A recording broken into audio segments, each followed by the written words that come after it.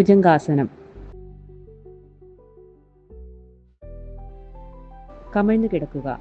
കാലുകൾ ചേർത്ത് വയ്ക്കുകയും കൈപ്പത്തികൾ തോളുകൾക്ക് താഴെയായി തറയിൽ പതിപ്പിച്ചു വയ്ക്കുകയും ചെയ്യുക. ശ്വാസം ഉള്ളിലേക്ക് എടുത്തുകൊണ്ട് താടി, നെഞ്ച്, വയറിന്റെ മുകൾ ഭാഗം എന്നിവ പതുക്കെ മുകളിലേക്ക് ഉയർത്തുക.